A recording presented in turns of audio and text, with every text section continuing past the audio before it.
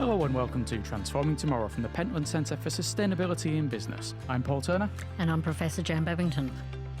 If you get all of your information from advertising, you'll be forgiven for thinking that energy companies are going to deliver us net zero. And with fossil fuel companies spending about £7 billion a year on ads, how do we communicate sustainability? Are we reaching everyone we need to? And is sustainability even the right word to use?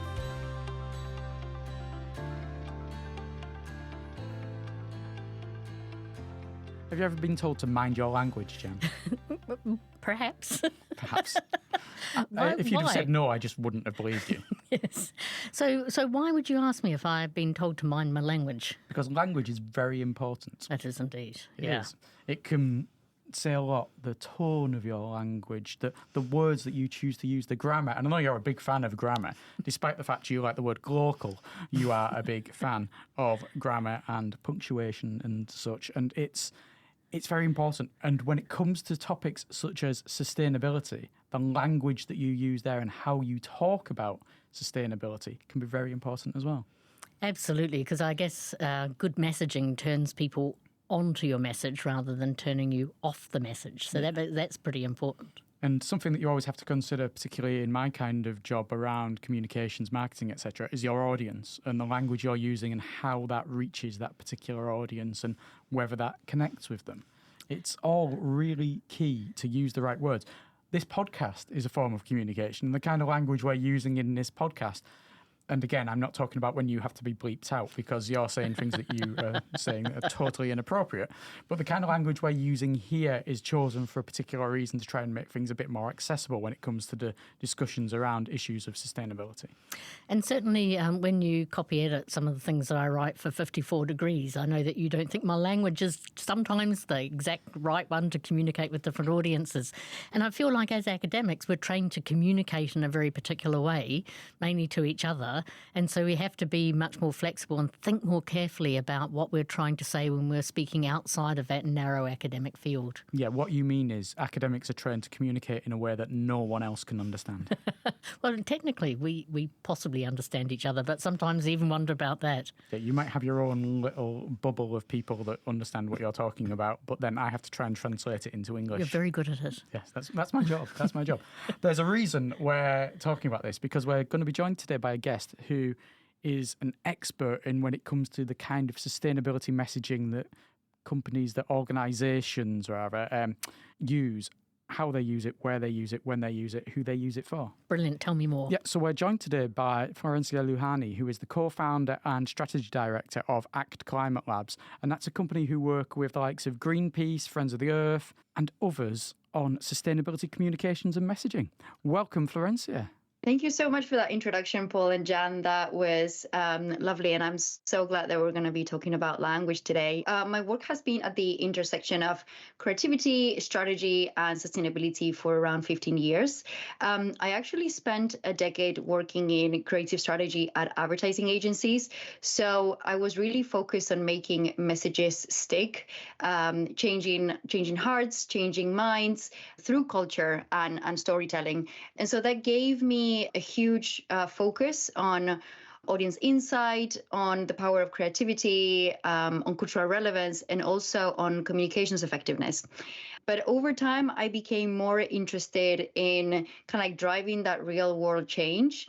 And so I did also a master's in cultural studies because I really wanted to put culture, social meaning, shared language at the center of my strategic thinking and my approach to communications. And so I had the opportunity to joined an ethical agency called Media Bounty and working on sustainability brands and projects, but then led me to also co-found Climate Labs, which is a strategic initiative that helps NGOs and philanthropy and sustainability brands communicate more effectively on a range of climate and sustainability issues. So, yeah, we've heard a little bit about what you're doing. Can you just tell us a little bit more about ACT then? Exactly what the aims are, what you're doing, how your operations work? Yeah, sure. So our mission at Act Climate Labs is to supercharge the effectiveness of climate communications. We really focus on a specific audience that we call the Persuadables, and they are the silent majority who believe that climate change is real, but have very little or actually no engagement with the issue.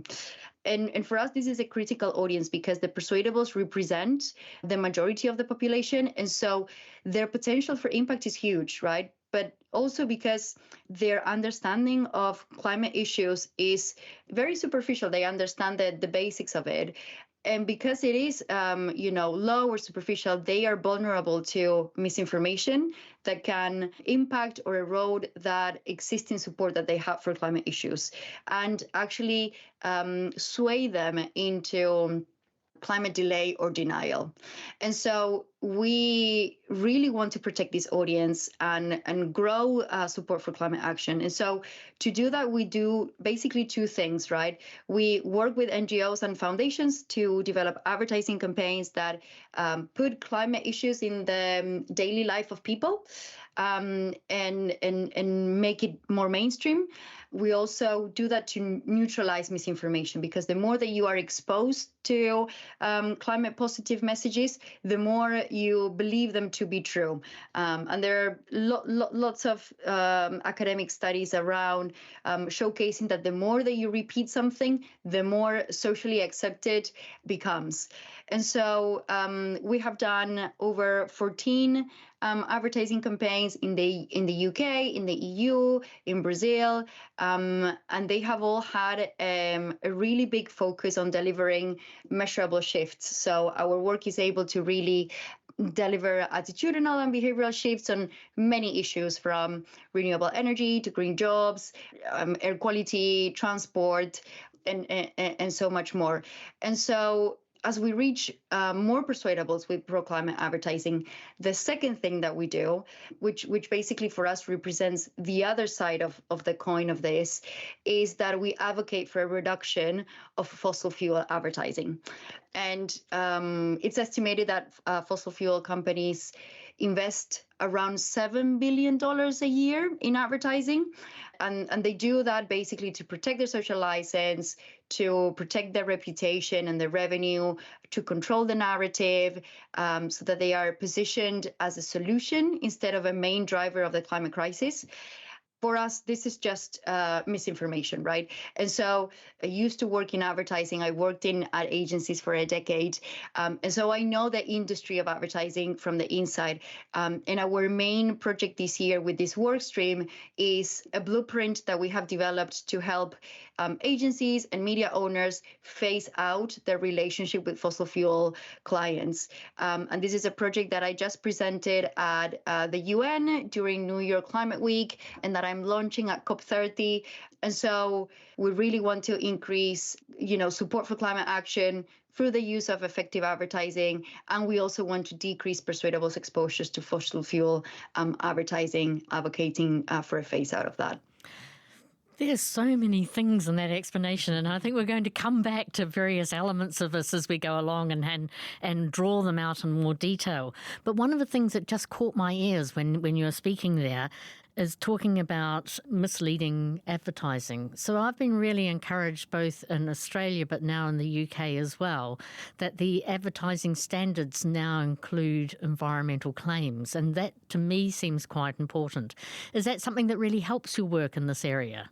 Yeah, I think it definitely helps. There are also ways in which legislation and that code that we have in the advertising industry has helped some advertising for fossil fuel companies to be taken down or corrected, which is very important.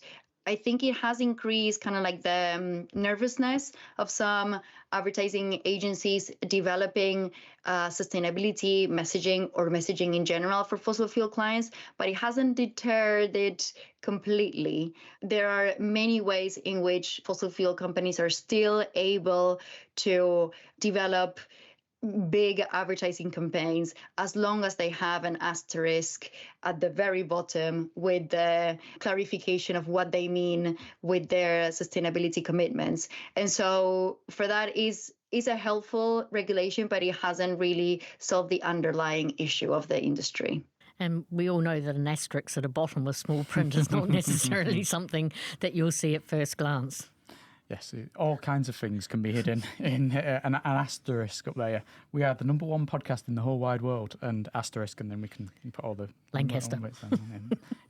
Lancaster is the whole wide world. If it was defined as such, we'd be fine. We're doing all right there, yeah, that's so.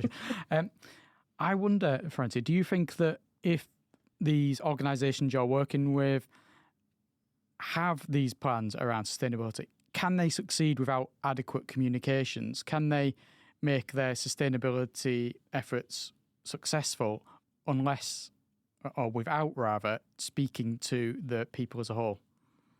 Yeah, that's a great question, Paul. And I think we just need to start by differentiating between those two things, because one thing is your consumer-facing sustainability messaging, and another thing is your sustainability plan that you need to develop as an organization, as a business, to be on the path to net zero, to reduce your carbon emissions by 2030, 2050, whatever path you wanna choose, right? And so despite a lot of what we might hear in the press, or like political resistance, or certain governments tracking back or having second thoughts about it, corporate climate action is still going ahead. It's still gaining ground. And I just saw actually an article from the Harvard Business Review. It was a study that basically looked at the corporate climate goals across 75 global companies. But they've basically found out that from April 24 to May 25, the results showed that only 13 of those 75 global companies had reduced their sustainability ambitions. 40% hold those commitments, and 32% of those companies actually expanded on them. But what has really changed for me as a communications professional is that there is a higher awareness that not everything in your sustainability plan should be communicated to consumers, right? You know, advertising is also a highly researched field, and we have lots of really good academic journals. And it has been found many times across many studies that sustainability in most cases is not the main driver for why a person chooses a brand or a product. And I've seen it in so many focus groups that I've run, where I actually ask people to open up their fridge and tell me, which one of the brands that you have in there have a sustainability plan. Most people can't really name a single one. And so the studies have shown that when it comes to deciding between one product or another, people prioritize other things, right? They prioritize being familiar with the brand, whether they have bought it in the past or not. They prioritize, the price, whether it's available in the shops or not. All of those things play a bigger role in making someone choose between brands and products. Having said that, many brands have been able to turn their sustainability plans into a real driver of brand preference, or to make it a bigger factor in that crazy equation that is happening in our minds as we go and choose something. They were able to do that because they looked at their sustainability plan through the eyes of their audience. They identify which bit of those efforts was actually relevant enough or interesting enough, and then communicated that in a way that really engaged people and showed that it was, a benefit or a value add, or brought something extra in a tangible way. I wonder if the word sustainability itself can be a bit of an issue here. Now, driving down to work on the little stretch of motorway that's between where I live and here, I see so many lorries with the words sustainability put on them. Logistics companies saying the sustainable transportation option, or providing sustainable logistics solutions, or 50 years of sustainable logistics. I don't know that I have a single clue what on earth they mean by that when they use the word sustainability. And I'm someone who does a sustainability podcast, which really does lead me to question, Florencia, is the word sustainability sometimes a bit of an obstacle when it comes to people being obsessed with the word and using it to communicate, and the audience scratching their heads and wondering what it means? Absolutely right. Yeah, I think sustainability means lots of different things depending on what kind of audience you're talking to, but also it is very abstract, and it's just not a word that people use down the pub. Sometimes it's just easier to talk about what it actually means, right? Is it just that it contributes to having cleaner air? Framing sustainability through benefits is actually better than just using the word itself and hoping that people will assign the right meaning to it. And you mentioned there the word sustainability not coming up in conversations down the pub. I dare say whenever you're in the pub, Jan, it comes up about 500 times, and Depends who I'm drinking with. It depends how quickly you want to empty the pub as well. But I think that brings us back to the concept you introduced earlier, the Persuadables. And just to be clear, Jan, and this will go completely over Florencia's head because I think she's far too young, it's nothing to do with Tony Curtis and Roger Moore and very, very flash suits with big collars. That cultural reference just weeked past me as well. No chance. New Zealand never had the Persuaders then? Not that I recall. Early 1970s, pre-James Bond and post The Saint for Roger Moore? They undoubtedly would have been there, but my parents had a view that kids shouldn't see telly, so I didn't see TV until the 1980s, so no idea. It was repeated, and I never watched it the first time around because I was minus 10 years old, but it was repeated. Wow. Anyway, the Persuadables, nothing to do with the Persuaders. So okay. Let's just get that out there. Yes, indeed. Be clear. Can you tell us who the Persuadables are? Who are these people who are not being hit by the messaging that need to be hit by it, and who are, as their name suggests, persuadable to come on side as pro-sustainability? We define the Persuadables as people who are not on the extremes, right? So people who are not climate deniers, so they believe that climate change is real. But they're also not climate activists. So the Persuadables are everyone in the middle. Often they are politically moderate, or they may even be swing voters.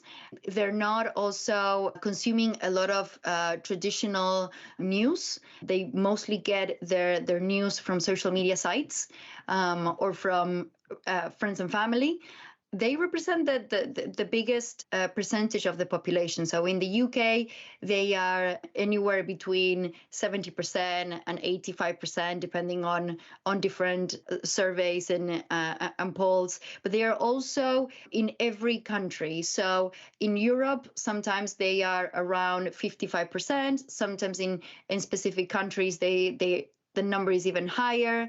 And so because they are mostly consuming media through digital channels, they're also the most vulnerable to misinformation, as I mentioned before.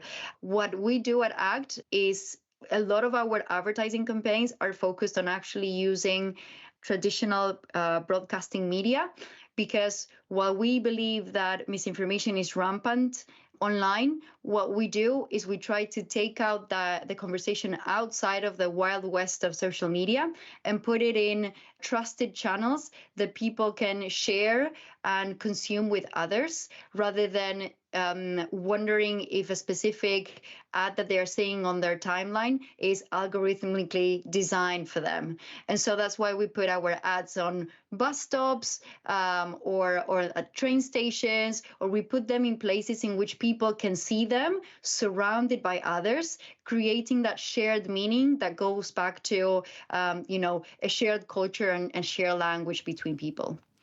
That's really fascinating. So I'm now going to be really alert when I'm in these places to see if your materials are there, and I didn't know they were yours. So that's pretty exciting. I think if you travel to the West Midlands, I know that there was a campaign. It was around the West Midlands, wasn't it, Florencia? Around there were lots of campaigns about the benefits of clean energy and such. I remember that's something that I saw from when we met previously, and it was really fascinating. Billboard type advertising and other advertising there, explaining to people why they should be behind this.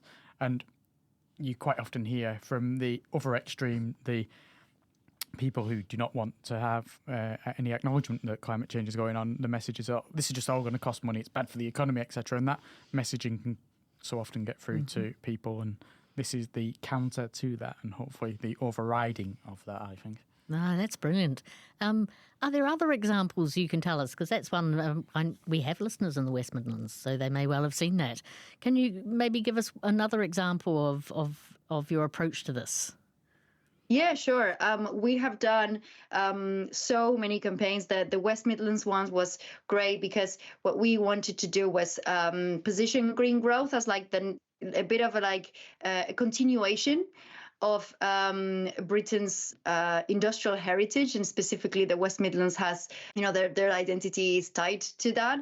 And so what we did was really use really big icons of the area. So, for example, we shot at a pottery factory. And we dressed our actor in all kind of like Peaky Blinders style fashion, and we also shot at Coventry Cathedral, which for us, we looked at it as a really big symbol of perseverance and renewal. And so by integrating those cultural icons and symbols that have such a big meaning for people in the area, then the campaign scored so well when it came to relatability and focusing on that, on optimism, and so we had really strong results in people believing that the benefits would be impacting their local area.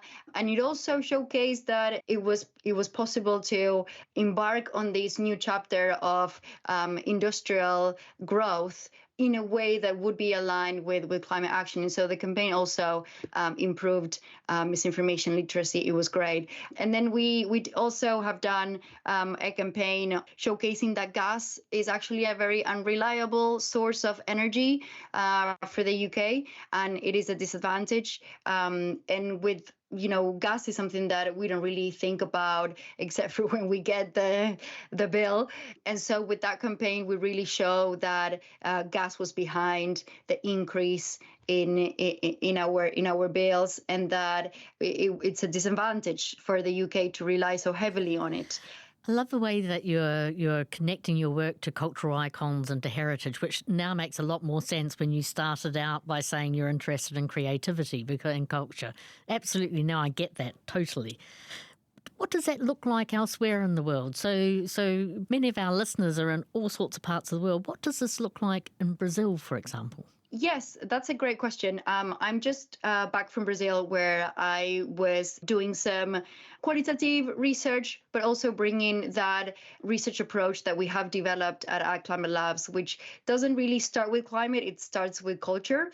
And so it was a fascinating trip because that really allowed us to understand how to connect the dots from what they care about to climate action, right?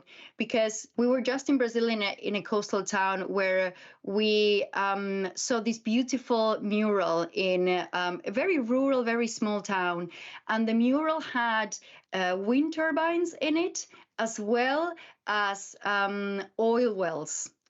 And that juxtaposition, where we would think that, if we're only talking about sustainability, we should only care about the wind turbines being there. But the fact that the local community relates to both of those things in the same way, in equal footing, that they put them one next to the other in a mural in their town, means that there is a different way of thinking about these things, that it is not as clear cut through between one and the other, that the symbols are intertwined and there is a relationship there, that people are just thinking about where the energy comes from. I'm guessing the messaging in Bromsgrove is a bit different to the messaging in Brasilia. So therefore, are you having to rethink every single time you're in a different area, the kind of language you're using to get to these people then when it comes to your messaging and listening, then the kind of language you're hearing back from them,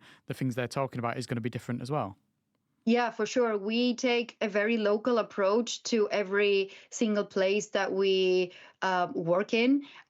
Doing a campaign in the West Midlands is not the same as doing a campaign in Wales or Scotland or even in the north of England. We put a very big focus on this because I think climate and sustainability messaging has often been very like middle class coded or people on the left. And that really alienates the majority who don't identify as such. And so many persuadables will support the majority of climate policies, but they just, when they are asked, they think that climate action is, and I quote, not for people like me. And in that sense of saying like me, there is a whole cultural layer that it is important that we address, because that means that the language that we use in this sector a lot of the times just represents the people that work in the sector, right? It represents our values rather than the values of the people that we're trying to reach. And so, for example, we say, a lot of sustainability campaigns or climate action campaigns have a call to action asking people to write to their MPs, right? And we say that because we have a high involvement in politics. We are very comfortable navigating spheres of power. We have a trust in institutions. So, we believe that there is collective power that we can achieve. Or we say, we need systemic change. And that is because we are thinking about climate issues in the way that they are interconnected or through a global perspective. And we also, there's so many organizations who really want to push people to join their movement, right? And when they say that, it's because they think that activism is a normal activity. Well, it's not. For many people, it's not. And we did a piece of research recently when we asked Persuadables to really tell us what they thought about those call to actions, right? The right to your MP, we need systemic change, join our movement. And the things they said were so illuminating.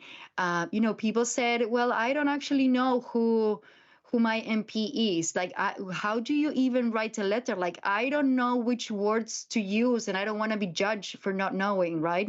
And that tells us so much about, like, people are interested. They just... we just need to use more down-to-earth language. We just need to broaden the representation and focus on more tangible, relatable benefits. I want to make a quick about turn and go from that really individual and local level, though, up to international level. And you were recently at the UN Climate Week in New York talking about messaging and advertising, etc., and the language there. What are the attitudes there that you came across when it came to sustainability and advertising, and what feelings have you got for how different countries are operating from that? Yeah, I think it was very encouraging to see, as I mentioned before, that sustainability commitments continue to grow.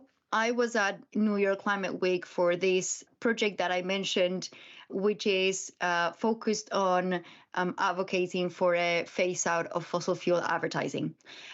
So this is a project that I have been leading this year and developing, and it is written by people in the industry, for people in the advertising industry. So I interviewed around 30 professionals in the ad industry to ask them about what benefits and what processes they have gone through as they embarked on this journey of phasing out their fossil fuel relationships.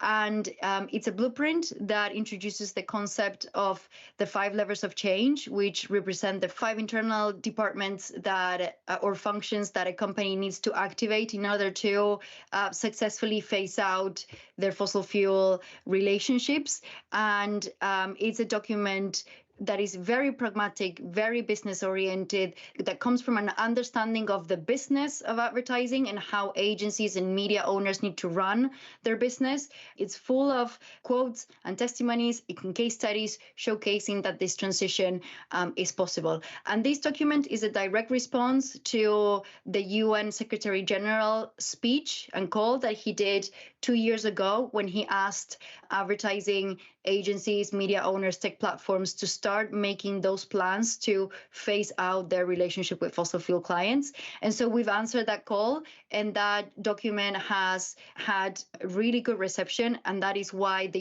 UN invited me to host a panel to present that during the General Assembly. The work is really, it's gaining traction, and the launch is going to be at COP30, and it has the potential to drive real momentum so that the industry can get to a path to start to decarbonize their client roster as well. That's amazing. It must have been so fantastically, encouraging and enlightening to talk about it in that kind of context and to get such a positive response. So for you personally, but also for the organisation you work for, what's next in your work in this area? Yeah, so what I really want to see next is more effort in taking sustainability out of its bubble, right?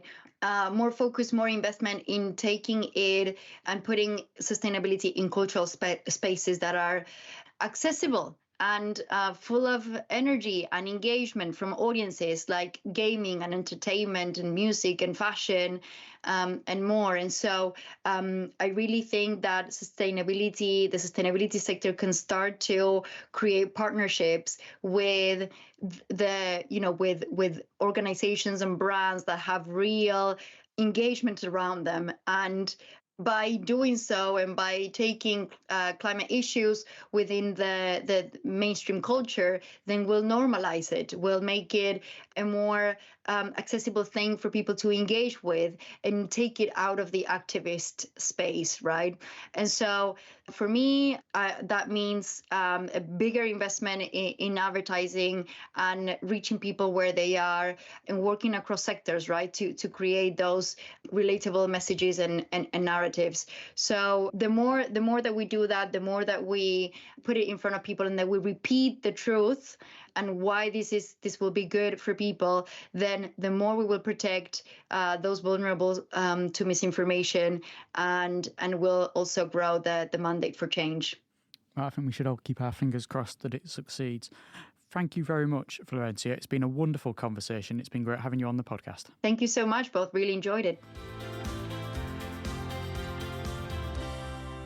What's become apparent to me, Jan, during the course of that podcast is we're extremists. Well, I wasn't sure if I was I always felt I was a bit of a persuadable as well, although... I think that when you consider the 75 to 80%, I think we are in the middle of the persuadable. We are going to be in that 10% either side. Yeah, you're right. You're right. Yeah. We spend our time talking about and working on sustainability. If that doesn't make us in the 10%, I don't know what does, apart from going out there and, sailing a ship out to an oil rig, hanging a banner up and hijacking a whaler. Yeah.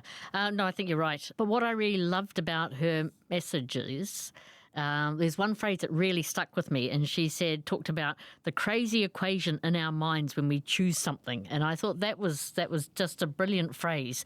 And it makes you realise that actually we're all juggling inside our minds. Even if you know about climate change in more detail, you're always juggling in your mind when you're trying to pick or choose what you're going to do. So I thought that was a really nice way of thinking about that element of understanding the world and how hard it is. And I know it's a British thing to talk about class, but Florencia did bring it up, and she's not British, talking about the middle class being that typical target audience when it comes to sustainability. And that's such an easy thing to fall into.